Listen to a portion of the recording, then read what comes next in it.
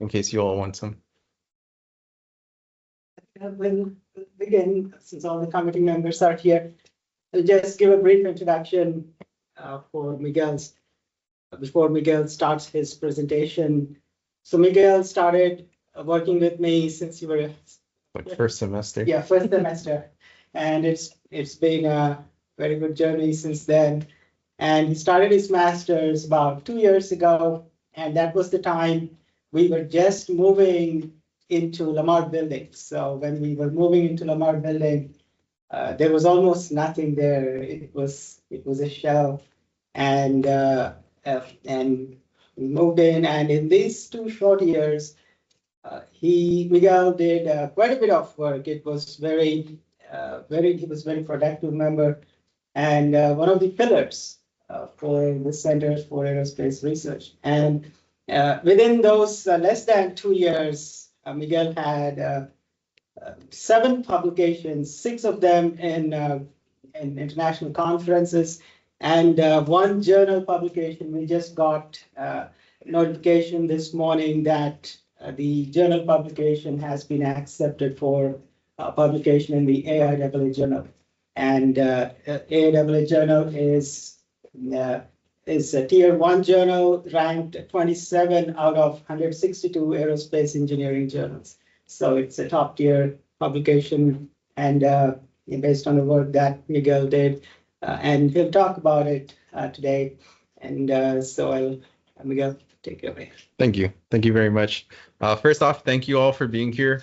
I really appreciate that you guys took the time out of your day to come and see my thesis defense, and I promise it's really good. So to start off about me, I was born and raised here in Edinburgh, Texas, to my parents who are here in the audience, and of course my grandmother and my brother as well. And I've lived here my whole life, and I started college in the fall 2019 semester, pictured here. This was probably the first or second week of school, and on the far right, there's 3 of us who had just started college, and we right away got into student organizations, and Dr. Kubaj pulled us aside and just gave us a t-shirt that said student leader. And sure enough, throughout our college career, we ended up being leaders in student organizations or whatever we did, and whatever work we undertook. This next photo is the same year that I joined the rocket launchers, as well as the American Society of Mechanical Engineers. But these were my closest friends in college. And right now, I'm currently the only one who doesn't have a full-time job yet. Well, I have an offer, but I haven't started. They are currently working full-time. But again, these are my closest friends, and we all met through the rocket launchers. Following that, I got my first internship maybe a year later with ExxonMobil when COVID hit. So there was not many internships that summer, but I somehow managed to get one through luck and grace. And right after that, transitioned to Toyota, where I built Toyota Tundras and Tacomas. At this point, we're in the fall 2021 semester. Immediately after, in the spring 2022 semester, I took another internship at SpaceX, where I was a ground fabrication engineer, and then stayed for the summer as a Starship build engineer, where I worked on Starship down in Brownsville, Texas. Following that, I took a year off and actually spent my summer in 2023 here at the research lab, which for the propulsion center was at the TMAC. It's no longer at the TMAC, but I spent my summer there. And I worked with my friend Navdeep, who together we published a journal conference presentation at APS. And that was really my first introduction into, I guess, the professional world of academia. The next summer in 2024, I spent my time at Firefly Aerospace, where I was a propulsion engineer working on rocket engines. These rocket engines serviced first stage engines, second stage engines, and even lunar lander engines. So that is me pictured on the left holding a lunar lander thruster, and on the right hand side is the Blue Ghost lunar lander from the Firefly Aerospace company. And the cool thing about this lunar lander, and many of you have heard me say it multiple times, is it actually completed its mission to the moon. So this is a 4K video transmission from Blue Ghost that we received back on Earth. And this was when it was doing its initial flyby around or orbiting the moon. And I think to this point, this is probably the peak of my career, although I am just getting started. I'm very proud to say I was able to contribute to this mission. Even though it was a small part, it still means a lot to me. Here we have the Blue Ghost lunar lander, and it took a selfie, I guess, if you want to say, of its shadow, and you could see us in the background on Earth. So I got to take part in this, and I'm really proud of this. But without further ado, let's get into the presentation. My name is Miguel Olvera. I am a graduate research assistant at the University of Texas, Rio Grande Valley's Center for Aerospace Research. My faculty advisor is Dr. Isaac Chutafali, and today I'm going to be talking to you about when textures trim drag, microstructures for adaptive drag reduction and flow authority. Our pitch is that triangular porous texturing provides one surface with a dual benefit: drag reduction and separation control. The outline for today's presentation is the introduction and background, experimental setup, PIV results, conclusions, and finally, the acknowledgements. Boundary layers are ubiquitous. They are found in everything within life. The first example is in meteorology. Weather patterns that we experience on a day-to-day basis are determined by the boundary layer that forms on the surface of Earth.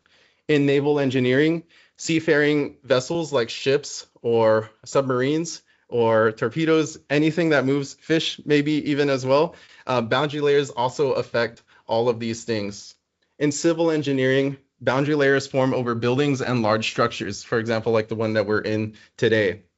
In medicine, such as neurosurgery or biotechnology applications, there are also boundary layers. They happen to be within our blood vessels and the blood that's being transported throughout our body. That image is actually from our biofluids lab, and it's an aneurysm that we are studying, and we are examining the boundary layer that forms within this aneurysm stent. And of course, in aerodynamics. So here we have the shuttle, which is a high-speed example of aerodynamics, but of course, the boundary layer also forms on this vehicle. And of course, everyone over here has driven a car or maybe drives a car. Boundary layers affect our vehicles as well. And aerodynamic boundary layers are the source of drag on all bodies. So everything that we've covered so far, drag is produced by the boundary layers that affect each body. Let's start by looking at the big picture. Why do we care about turbulent skin friction? In aeronautical applications, about 8 to 10% of all US Air Force jet fuel is spent purely on viscous skin friction drag. That's the drag generated by turbulence very close to the surface, and it never goes away. This video shows turbulent flow over a flat plate, which is a canonical case for studying wall-bounded turbulence. The entire boundary layer here is only a few millimeters thick, as shown here by the in this case, it is 4 millimeters, but this is where most of the momentum transfer to the wall happens, and that is the main mechanism for creating drag. Despite decades of research, this region remains one of the toughest fluid mechanics problems to solve. Turbulent skin friction and flow separation together account for over half of the aerodynamic power loss across all flight regimes. So even small reductions in turbulent drag can have massive payoffs in energy, fuel, and emissions. The challenge is that we understand turbulence statistically. We can model the mean flow, we can compute average stresses, but we don't yet know how to locally control near-wall momentum transfer that actually causes drag. That's the gap our work aims to address. We're trying to modify the near-wall turbulence in a targeted physical way to reduce that transfer and therefore reduce the drag. This video is actually instantaneous images from our wind tunnel tests, and each one of those white particles is an individual smoke particle that we are tracking. And it is the foundation of all the work that I will be covering today. Now that we understand why turbulent drag is such an important and persistent problem, let's look at how it's typically addressed and how our approach is different. Traditionally, there are two main strategies. The first is smooth surfaces. They minimize drag under ideal conditions, but they're fragile. As soon as the flow starts to separate or transition becomes early, their performance degrades dramatically. Second is active flow control methods. These are very effective at manipulating turbulence, but they come at a cost. They require continuous energy input, complex actuators, and sometimes even closed-loop feedback systems. That makes them impractical for large-scale or long-duration applications. The plot here shows the structure of a turbulent boundary layer. These are 3D instantaneous particle tracks, so we are tracking individual air particles in a volume or in 3 dimensions. Flow is from right to left, and what we see in the turbulent boundary layer are burst cycles. Near the wall, we have these strong burst cycles. These are ejections and sweeps that transfer high momentum fluid toward the surface. And this process is the core mechanism behind skin friction drag. Our work takes a physics-based approach to target these exact mechanisms. To reduce drag, we aim to quench near wall vortices and dampen the buffer layer cycle. That is the primary engine of skin friction. To defeat flow separation, we are passively reinjecting high energy momentum into the boundary layer, helping it overcome adverse pressure gradients. Even a small reduction in drag can have enormous operational payoffs. For example, as C.P. Van Dam from the University of California, Davis once said, a 1% reduction in drag buys a bomber another 150 nautical miles of range. Our goal is to reshape the entire boundary layer energy pathway from a viscous sublayer all the way to the wake, achieving 8 to 10% viscous drag reduction at flight-relevant Reynolds numbers. This translates directly into range, endurance, and fuel efficiency gains. Our multi-scale approach. Our aim is to transcend current flow control methods using a novel multi-scale approach and revolutionize air vehicle design. The first method of our novel multi-scale approach are the TPT elements, or triangular porous texturing elements, which are meticulously designed triangular structures. Our hypothesis is that these triangular porous texturing elements will enable passive manipulation of near-wall turbulence and induce low-energy vortex generation, impacting turbulent structures across various scales and reducing drag.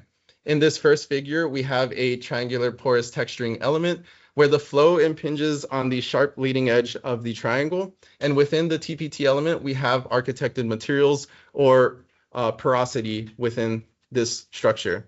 On the right-hand side, we have an unmodified baseline airfoil, which serves as a comparison to check if these TPT modified surfaces provide any enhancement in aerodynamic performance.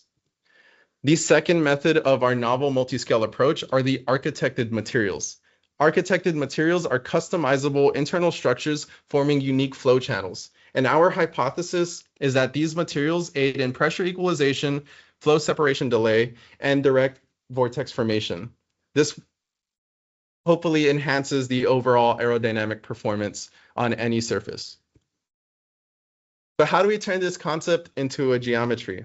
Well, first, on the top left-hand side, we have a flat plate with the TPT modified surface. They are structured in an array, so they are staggered along the length of the flat plate. And our targeted areas are at a Reynolds number of 30,000 up to 100,000. This is where turbulent boundary layer characteristics developed, and we hope to get the most enhancement in this region. The triangular porous texturing elements are apex-facing forward triangular prisms that are 1 millimeter tall. There's 2 through channels in the triangular porous texturing elements that are 200 microns by 100 microns in size. This accounts for about 35% porosity per each triangular structure. The bleed ratio is about 2% of the free stream velocity and was printed on a stereolithography printer. The flat plate has a 240 grit sandpaper trip at the leading edge that forces transition from a laminar to a turbulent boundary layer. Our hypothesis is that these microtextures can passively reshape the turbulent momentum flux, reducing drag and equilibrium and injecting energy to mitigate flow separation. Here on this bottom figure, we have the baseline smooth flat plate with the leading edge trip at the leading edge. On the middle of the figure, we have the solid TPT array where there is zero porosity. However, the lattice or the height of the TPT elements is the same as the porous plate. The porous plate combines the triangular structure with the internal architected channels with a total porosity of 35.4%. Additionally, on this top right-hand figure is our Formlabs 4L printer that actually enabled us to print these porous microstructures. So the TPT elements are 1 millimeter in height.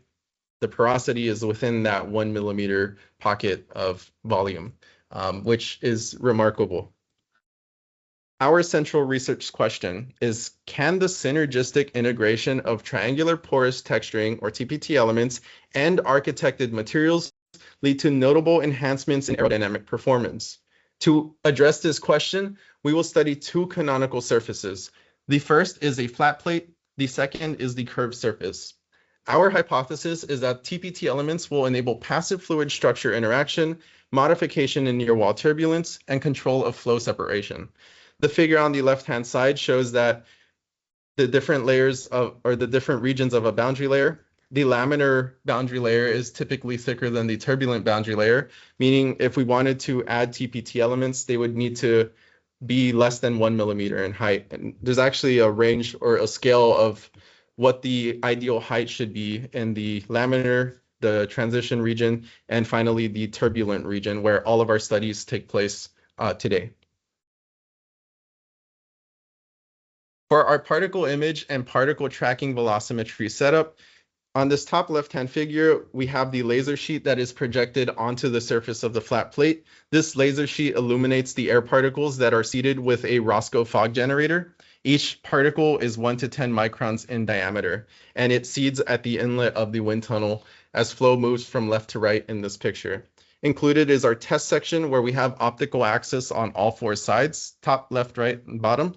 And on the bottom right hand of this figure, we have the 8-pulse laser setup, which is suitable for particle tracking velocimetry. And behind the lasers, we have the instrument rack, which allows us to collect data for the wind tunnel speed, as well as the experimental conditions like the temperature within the room and the pressure in the room. Here is a better view of our test section, where the flat plate faces the incoming flow. The Roscoe fog generator provides the fog that illuminates or allows the particles to be illuminated. And at the same time that we are pulsing our laser, we have a high-speed camera taking images, and they are synchronized so that every time the camera takes a picture, the particles are illuminated, allowing our software to carry out the algorithms that calculate velocity vector fields. Here we have an array of Imager CX5 cameras, which are used for our particle tracking velocimetry. Our wind tunnel is an open circuit wind tunnel with a maximum free stream Mach number of 0.1 and a 1 foot by 1 foot by 3 foot test section. Again, optical axis is included on all four sides, and the free stream turbulence intensity is 0.5%. For the specifics of our PIV setup, we are using a Photonics DM100 10 kilohertz laser with 100 millijoules per pulse. The camera is a CMOS camera, has a CMOS sensor, and it is a Phantom VO410L research grade high-speed camera with the resolution being 2440 by 2040 pixels of a size 2.7 by 2.7 square microns. These are the testing parameters that we conducted our tests. There are 2,000 image pairs acquired at 2.5 kilohertz, with the free stream turbulence intensity being 0.5%, and each plate has a 400 grit sandpaper strip at the leading edge to trip the boundary layer. Now let's move into the results. Before getting into the TPT effects, let's quickly review the structure of a boundary layer and where our measurements are focused. On the left, we can see the difference between a laminar velocity profile and a turbulent velocity profile within the boundary layers. In a laminar boundary layer, the flow is smooth and moves in an ordered fashion relative to the providing a relatively flat velocity gradient near the wall. In contrast, the turbulent boundary layer has a much steeper velocity gradient and is filled with chaotic eddies that enhance turbulent mixing and momentum transfer, as seen here. On the right-hand side in this figure, what we see is the schematic of a typical turbulent boundary layer profile. First up, we have the inner layer, or the viscous sublayer. This is where viscosity dominates the shear that is produced in the boundary layer. Next, we have the logarithmic layer, where the velocity profile follows a logarithmic profile, or logarithmic behavior. This is where turbulence is in full control. And finally, we have the outer layer, where large-scale turbulent eddy shear dominates, meaning that the free stream interacts frequently with the inner region.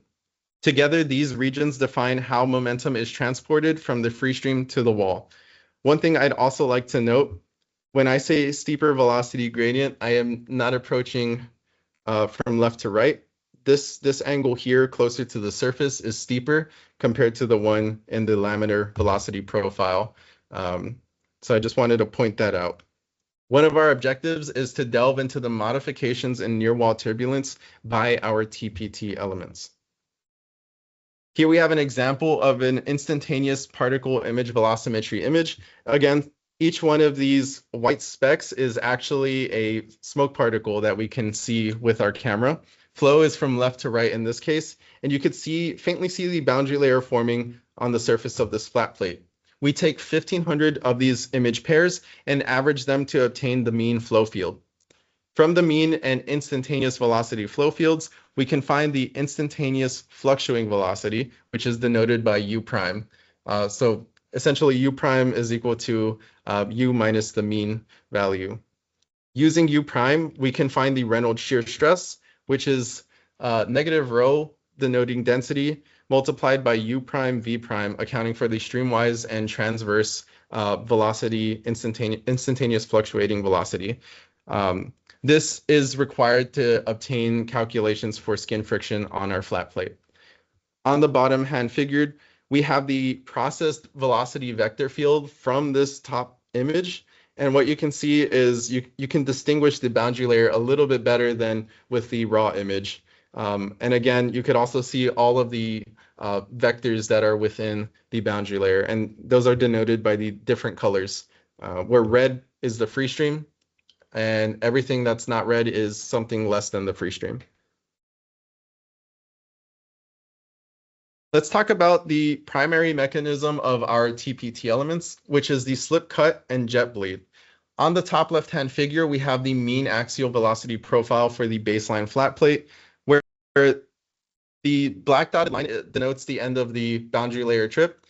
And everything that's not orange is the boundary layer. Starting with the blue surface, working its way up, it's a typical boundary layer that slowly works the velocity back up to free stream speeds. Here we have the solid TPT configuration. And what we notice is that there is a slip cut that is pinching the boundary layer. And actually, you could see those divots as we move along the flat plates or the boundary layer profile.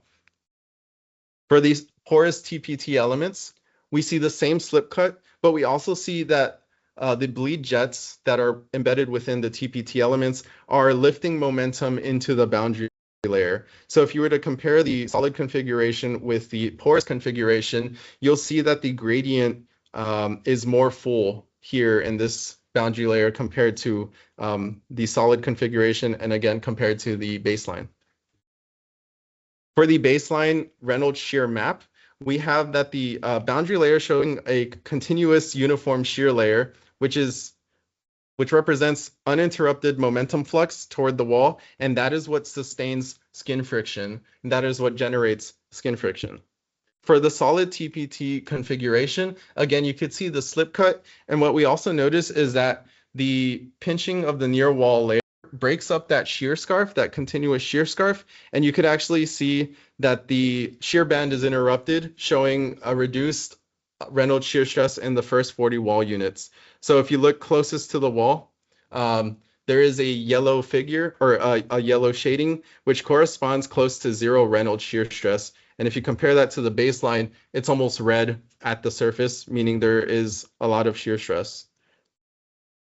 Finally, if we compare the porous TPT case, what we see is that there is still a weak, or the jet bleed provides a weak near wall Reynolds shear stress, but it's actually injecting Reynolds shear stress into layers above the wall.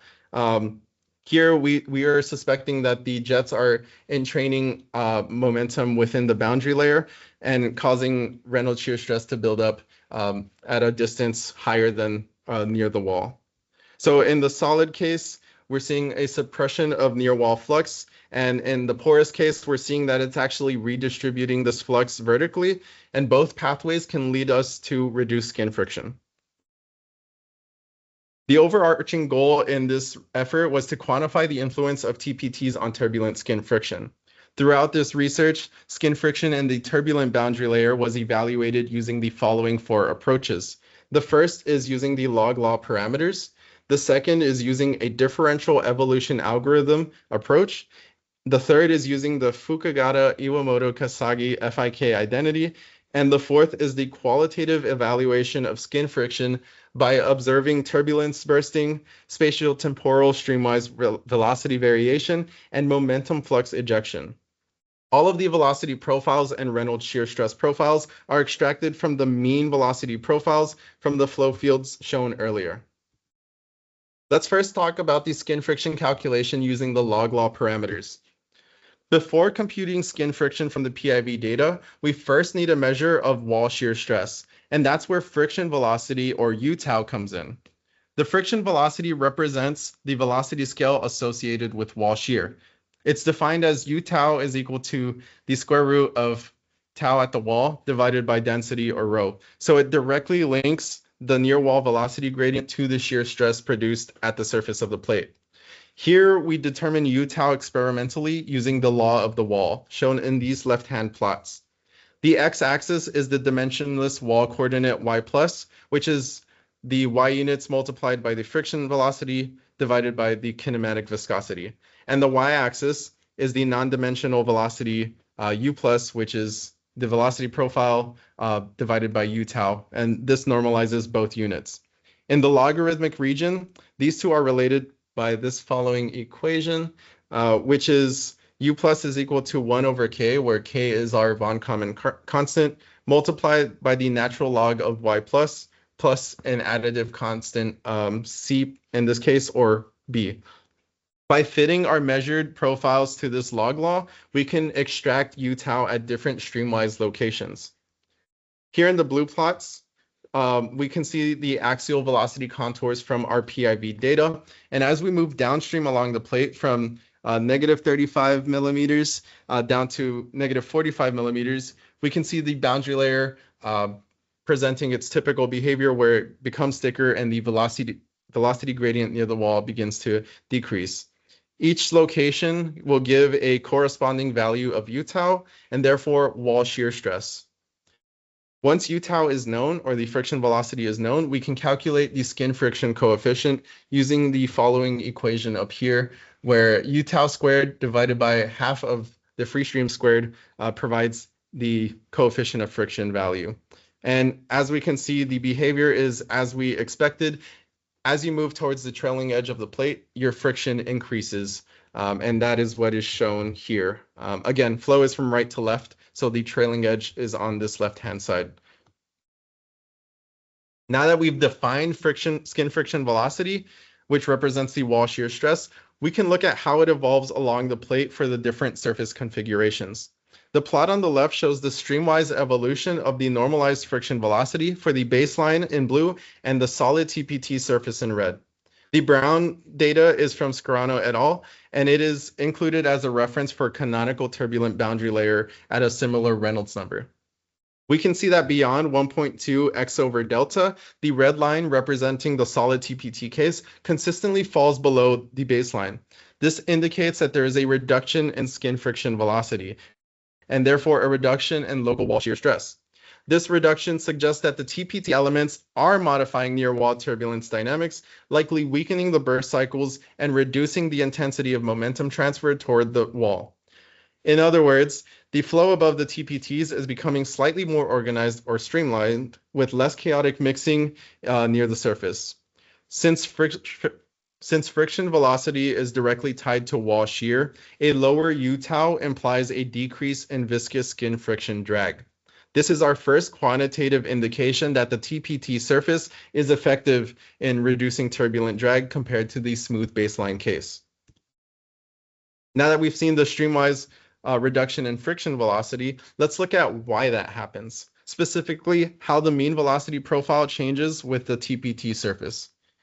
On this top left figure, we have the mean velocity profile in outer scales, where the free stream velocity is normalized by the velocity profile is normalized by the free stream velocity u over u infinity and is scaled with the boundary layer thickness y over delta. You can see that the TPT profile in red is noticeably fuller than the baseline in blue. That means that the flow is carrying more momentum closer to the wall. It's being mixed more effectively throughout the boundary layer. A fuller velocity profile implies that the TPT elements are enhancing momentum redistribution in the wall normal direction. This reduces the steep velocity gradients at the wall, and that's where viscous drag originates. So by flattening that gradient, we're effectively reducing the wall shear stress and therefore the skin friction drag. Next, we'll be talking about the mean velocity profile in wall units. The lower plot shows the same data in wall units, which again are normalized by u tau, so it's u plus versus y plus. Here again, the red TPT curve sits slightly above the baseline in the logarithmic region, which is denoted in this region here, which is consistent with reduced near wall shear but stronger outer layer momentum. Compared to the canonical profile from Scarano et al., both datasets align well overall, which validates our measurements. The TPT elements aren't just reducing drag, they're actually reshaping how energy is distributed across the boundary layer. They are weakening the near wall stresses while maintaining a more energetic outer layer, the kind of structure that's also more resistant to flow separation. Now let's look at the Reynolds shear stress, R sub xy, which is negative rho multiplied by u prime v prime. This represents the turbulent momentum transport within the boundary layer. On the left, you see these spatial maps of RxY obtained by the PIV data. The top panel corresponds with the baseline unmodified flat plate, and the bottom profile represents the TPT case, the solid TPT case. In both cases, the strongest stresses occur near the wall, where high-speed streaks and ejection events dominate. But notice that in the TPT case, the red region, which is here at the leading edge, marks a stress peak. It is weaker in the TPT case and spreads over a broad-walled region in comparison to the baseline plate. This means that turbulence is less intense near the wall and more evenly distributed across the boundary layer. Moving on to the line plots, on the right we have profiles of RxY at different streamwise locations on the flat plate. The blue lines are the baseline and the red lines are the TPT surface. Across all positions from x equals 35 millimeters corresponding to about here, up to 80 millimeters, we see the exact same trend as in the contour plots. The TPT elements are consistently reducing the near wall peak in Reynolds shear stress and slightly shifting it upward. This upward shift means that the momentum transport is being redistributed, less concentrated at the wall and more diffused through the flow. Again, you can see this reduction in peaks. The blue baseline has a higher negative value than the red profile, and ideally we'd be close to zero if we can. So what does this mean? Physically, this is telling us that the TPTs are weakening the sweep ejection cycle, those high momentum bursts that are driving skin friction. At the same time, it encourages gentler and more distributed mixing, which helps maintain the boundary layer fullness while reducing drag. So from the Reynolds shear stress field, we see direct evidence that the TPT surface reduces turbulent momentum transfer to the wall, the root cause of viscous drag, which is what we want to address today. I'm gonna take a quick. Now we're going to look at the velocity profiles from an outer layer perspective. This is known as the velocity defect profile. This plot shows the difference between the free stream scaled velocity and the local mean velocity, which is u plus sub e, minus u plus. This is plotted against the wall normal distance, which is y divided by delta, delta being our boundary layer thickness. This essentially quantifies how much slower boundary layer flow is compared to the free stream. So a smaller defect means the flow is fuller and more uniform. Here, the TPT case in red consistently shows a lower velocity defect compared to the baseline in blue, and both match well with the reference data from Scarano et al. This tells us that with the TPT surface, the boundary layer recovers momentum faster, leading to a more even distribution of velocity through the boundary layer. A smaller velocity defect also means smaller velocity gradients near the wall, and that transfers directly into reduced shear stress. In other words, the TPT elements are making the flow more uniform by suppressing intense near wall fluctuations, those same turbulent bursts that were driving skin friction. So from this defect profile, we get another consistent piece of evidence that the TPTs are redistributing momentum more effectively and reducing turbulent burst intensity, which leads to a lower viscous drag. Next, we'll talk about the second way to evaluate skin friction, which is the skin friction calculation using a differential evolution algorithm. Before we can evaluate drag reduction, we first need an accurate estimate of the skin friction coefficient. However, direct near-wall measurements using PIV are extremely difficult due to the optical reflections and limited spatial resolution near the wall.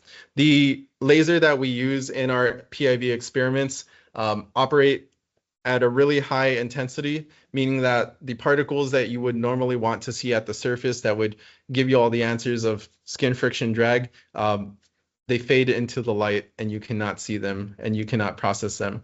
So our objective was to develop a method to compute skin friction velocity, U tau, and the skin friction coefficient, C sub f, using PIV data that begins slightly above the wall to dodge those reflections. To achieve that, we also needed to account for flow complexities such as the pressure gradients and surface roughness, which deviate from the ideal flat plate assumptions. Because our PIV data doesn't capture the viscous sublayer directly, we need to adapt the velocity profile model to account for missing near wall data. Additionally, our setup is not a simple zero pressure gradient flat plate. We have a small separation bubble and surface roughness from the tripping sandpaper, both which modify the velocity profile. To handle this, we've incorporated two correction terms, one for the pressure gradient using the Clauser pressure gradient parameter, and one for roughness, an equivalent sand grain roughness height. The modified velocity profile combines several components: the classical logarithmic law of the wall with the roughness corrections, a wake function for the outer region, and pressure gradient effects. Each parameter, such as the von Neumann constant, the additive constant, and the pressure gradient term, is optimized to best fit our experimental data. This composite model allows us to infer U tau and therefore the coefficient of friction, even without directly resolving the near wall region. Here we have the composite velocity profile equation, as well as all of the variables that go into this composite velocity equation and all of the parameters that we want to optimize using the differential evolution algorithm. Each variable is optimized between a certain range, which is denoted at the end of their descriptions. So for example, the roughness constant ideally, or according to literature, should be at around 8.5. To determine the best fit parameters in our velocity profile, we used a differential evolution algorithm. This is a global optimization method well suited for nonlinear multi-parameter problems. The objective function minimizes the sum of absolute errors between the experimental and predicted velocity profiles. That is shown here. This is what the objective function is. Here you can see the convergence plot on the far right. As the iterations progress, the error will decrease and stabilize. Once it is fully stabilized, this will indicate that the solution has converged. So here's an example of when the solution converges, you get a flat line, meaning that there is a very small difference between the measured and predicted values. The final comparison shows a very close match between PIV data and the optimized profile validating our approach. So essentially, we are finding the optimal U tau value that will fit the theoretical law of the wall line, which is denoted here in orange, and it will fit with our data as close to perfect as we can, allowing us to infer U tau and the skin friction coefficient. So again, here's our mean velocity profile. Here's the iterations showing the convergence of the objective function, and the result is a really well-fitted trend allowing us to infer U tau. Here we can see the effect of the solid TPT surface on the skin friction coefficient along the flat plate. The plot on the left compares the baseline flat plate to the TPT modified surface. We observe approximately 15% reduction in skin friction coefficient in the region where the TPT elements are applied, as shown here. This reduction indicates that the TPT geometry effectively alters the near wall turbulent structure. On the right, we can see why this happens. The sharp triangular shape of the TPT elements, each with vertices facing into the flow, introduces small-scale vortices within the boundary layer. These vortices interact with near-wall region, disrupting the coherent turbulent bursts that normally transport high-momentum fluid toward the wall. By weakening those near-wall sweep events, the overall skin friction is reduced along the surface. In this configuration, the laser sheet is projected at the topmost surface of the TPT elements, allowing us to illuminate particles in a different plane, and the camera is looking top-down, tracking those individual particles. On this averaged vorticity plot, we can see that the TPTs are doing exactly what we thought they would. They are generating equal and opposite vortices after the flow impinges on the sharp vertex of the TPT elements. Next, we have the skin friction calculation using the FIK identity. As of today, this method was accepted for the publication in the AIAA journal, and I will be sharing to you today what exactly that method does. To quantify drag directly from our PIV data, we use the idea that in the inner layer of a turbulent boundary layer, the total shear stress, being the sum of viscous and Reynolds stresses, is nearly constant from with wall normal distance. Mathematically, that total shear is given by the following, where tau total is equal to mu du dy, being the viscosity multiplied by the velocity gradient, minus rho u prime v prime, which, if we remember, is our Reynolds shear stress contribution. This is for a y plus value, again, y plus being the normalized wall units by U tau of less than or equal to 100. That means that if we measure both terms at any point within this constant shear region, we can estimate or better estimate the wall shear stress tau sub w as denoted here. We can then evaluate tau sub w at a y plus value of about 40 using particle image velocimetry. And the equation here shows the two contributions of the viscous term computed from a polynomial fit to the mean velocity profile near the wall, and the Reynolds shear stress term obtained from the ensemble average of velocity fluctuations. This location, which is y plus of approximately 40, is chosen as a compromise. It's close enough to the wall that shear is still nearly constant, but far enough that we can get robust gradients reliably with particle image velocimetry. This essentially overcomes the issue of laser reflections in our measurements. Once we have tau sub w, we can convert it into the skin friction coefficient using the following equation. And this will allow us to compare the local drag along the flat plate for each flat plate surface configuration. Now that we can compute the skin friction from the PIV data, we use the Fukugata-Iwamoto-Kasagi FIK identity. This will help us interpret what's driving the drag changes physically. For a zero pressure gradient turbulent boundary layer, the FIK identity expresses skin friction as the sum of the viscous term and the turbulent transport term.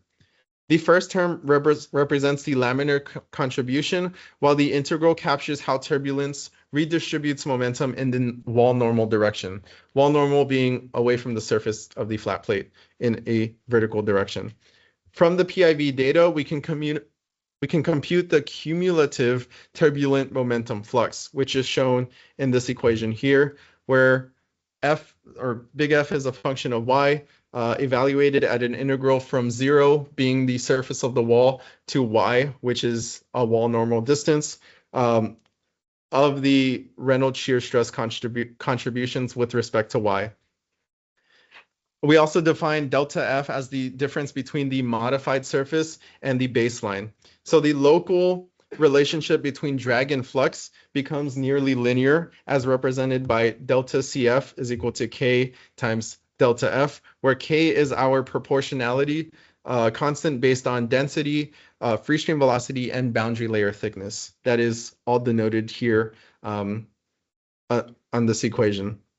This means that if delta F is less than 0, then the turbulent momentum transport is reduced. That's what we've been seeing for the solid TPT or the slip cut case, which corresponds to drag reduction. If delta F is greater than 0, as in the porous or bleed case with the porous TPT elements, that means there's added momentum in the lower log layer, trading some drag for more control authority. In our experiments, all of these surfaces collapse along a single delta CF delta F line with a R squared value of 0.97, confirming that there is a correlation between the drag flux balance. Before applying the method to the TPT data, we validated our assumptions and checked some uncertainties. We picked a Y plus of about 40 because it's well inside the constant total shear region, yet far away enough from the wall to avoid noise in the PIV gradients.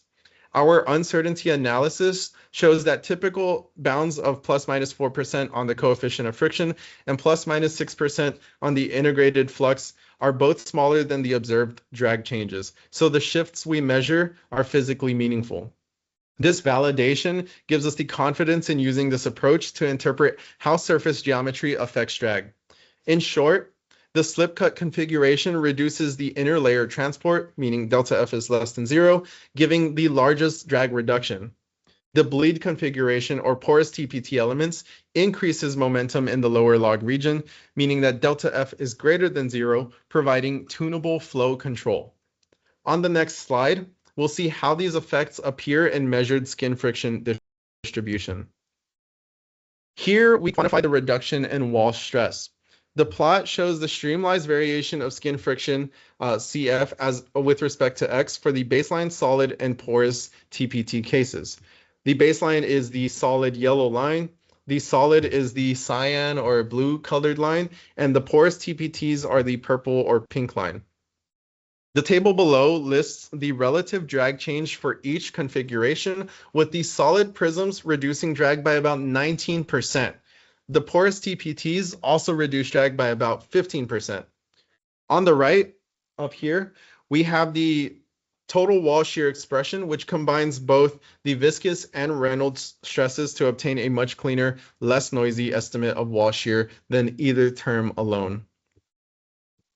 In the inner 10% of a zero pressure gradient boundary layer, the total shear is approximately uniform. That means that summing the viscous and Reynolds contributions at the same wall normal location gives the true wall shear stress, without the large scatter you would get from normally just one of the two components.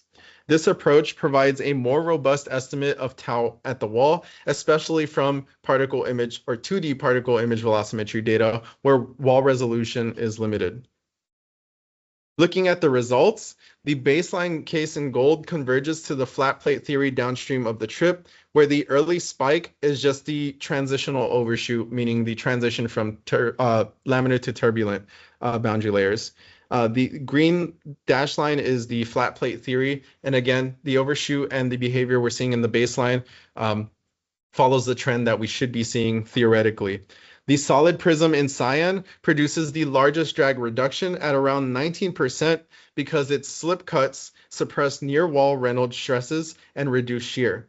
The porous TPT in magenta or pink also reduces drag by about 15%, but it sits slightly above the solid curve, and that's because the bleed flow reintroduces some momentum, adding Reynolds stresses that partially offset that slip benefit that we see with the solid TPT case. So overall, the solid surface maximizes drag reduction, while the porous design trades a small increase in drag for added momentum flux, providing more flow control authority. Now that we've seen how the skin friction changes along the plate, we can interpret those results using the Fukugata-Iwamoto-Kasagi FIK identity, which links skin friction directly to the distribution of turbulent momentum flux within the boundary layer. The plot here shows the change in vertically integrated momentum flux on the x-axis and the corresponding change in skin friction here shown on the y-axis. Each data point represents a different surface.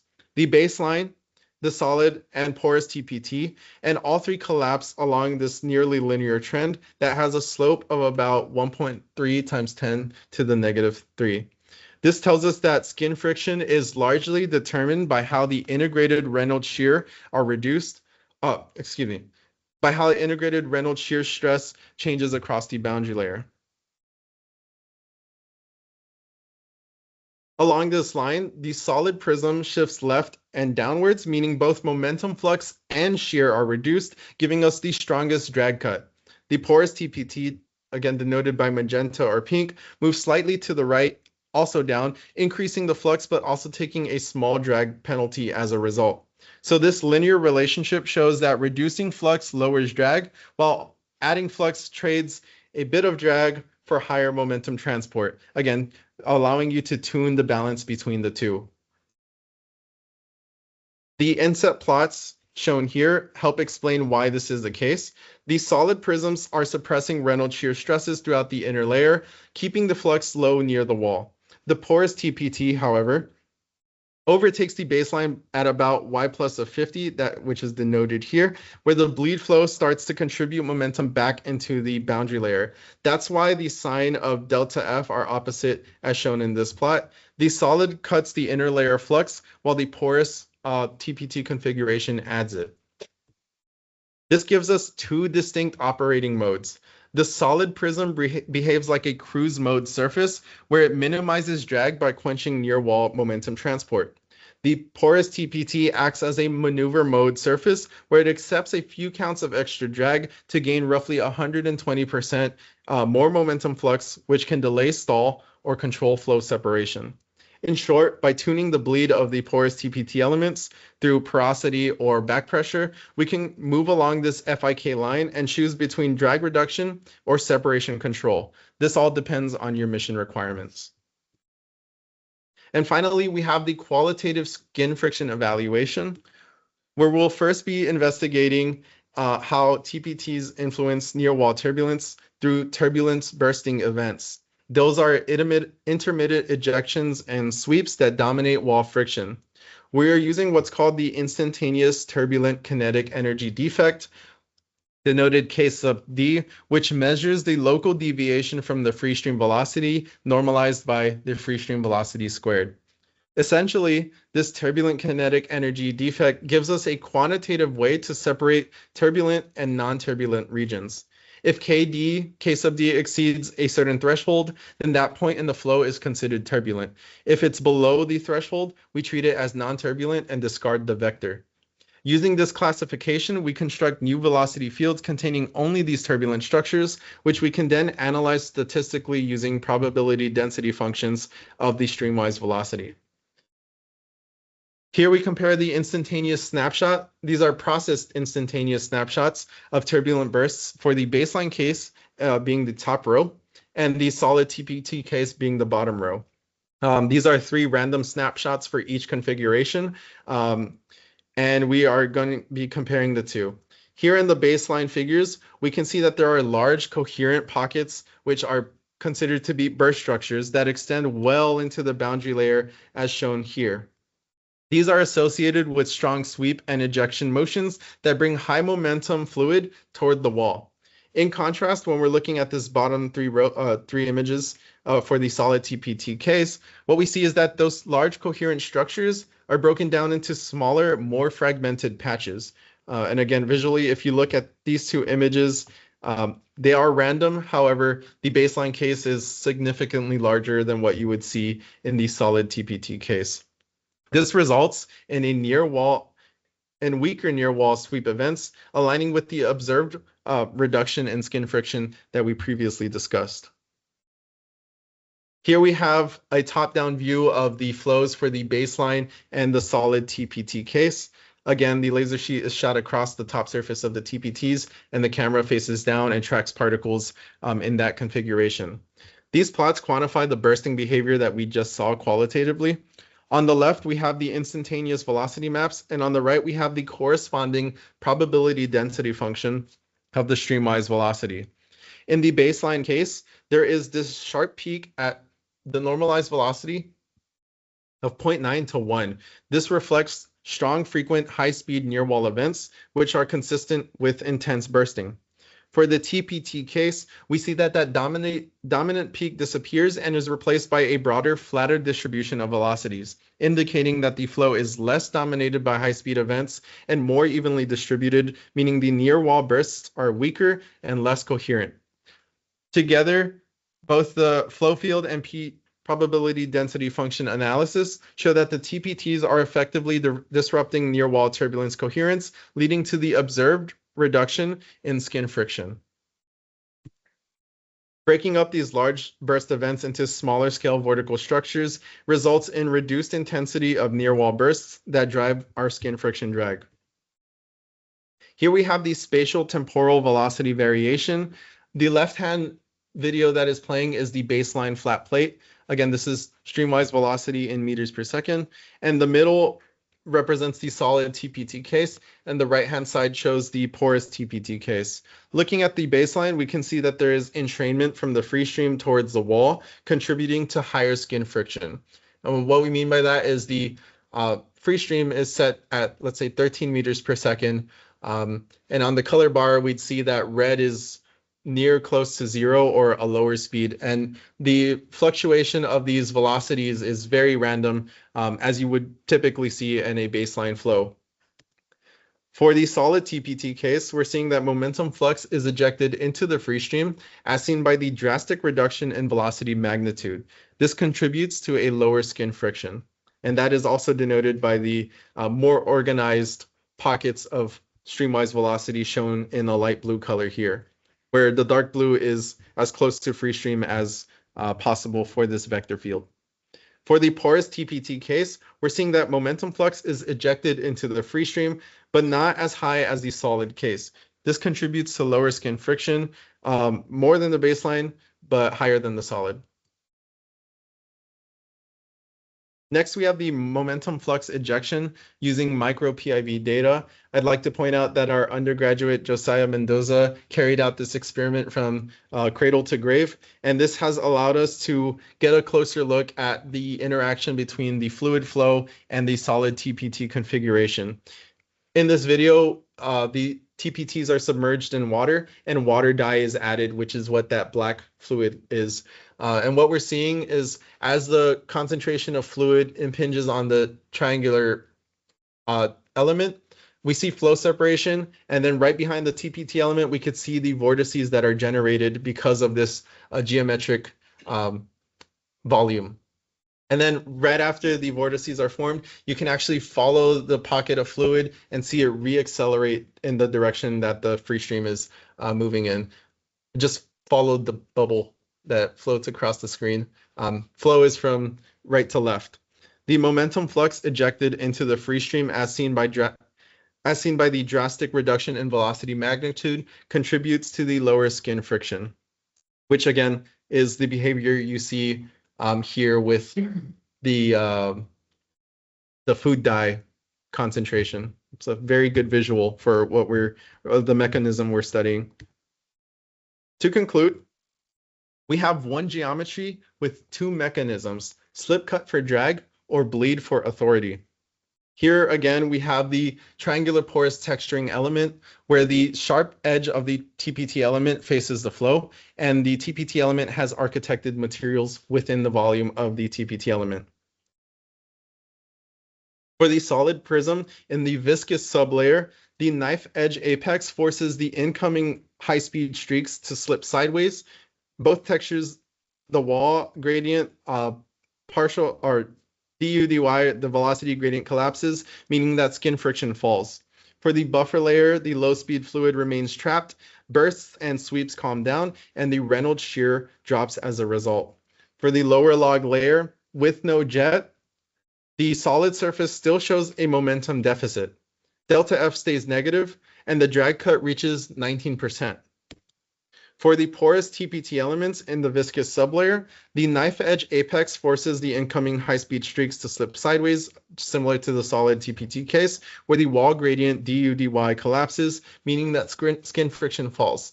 In the buffer layer, the 2% free stream pores are jet bleeds, result in a thinning of the low streamwise momentum fluid, feeding the momentum upward.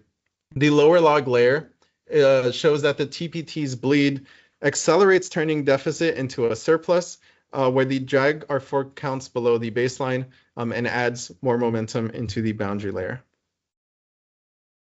Again, this means that the TPT elements are providing high reduction in skin friction in comparison to the baseline, providing a notable aerodynamic performance enhancement, achieving exactly what we set out to do for this study. I'd also like to note that the following publications cover the entire 2-year span of this study, starting with the APS Division of Fluid Dynamics, which we are attending again soon. This also includes the AIAA Aviation Forum and Ascend Forum, and more recently the AIAA SciTech Forum, which is also coming around. And at the very top, we have the recently accepted AIAA journal publication, which again, we just got the acceptance this morning before the presentation started. I'd like to say thank you to the following people. Of course, my mom, my dad, my brother Alex, my grandparents, and Jensine, who is currently at work. Dr. Isaac Chutabali, who is the professor and director for the Center for Aerospace Research here at UTRGV. Dr. Greg Abate, who is the program officer funding the grant that funds this research with the Aerodynamics Sciences Division of the Air Force Office of Scientific Research. Dr. Carl Tillman, who is the Aerodynamics Competency Lead. We got to spend some time with him over the summer in Ohio, and he was our competency lead for AFRL, Air Force Research Lab. The thesis committee chairs, Dr. Freeman, Dr. Fuentes, Dr. Vasquez. Thank you guys very much for being my thesis committee chairs. And of course, Luis and Eric Rodriguez, who are graduate students at the Center for Aerospace Research. We've been on this study together since the beginning. And of course, all the undergraduate, graduates, and of course the PhD student, Rob Sanchez, Oscar, Josiah, Sam, Bernice, Carlos, Diego, and the other 20 students that we have within our lab. I'm very grateful for all the good laughs and the good environment that you provide to accomplish this work.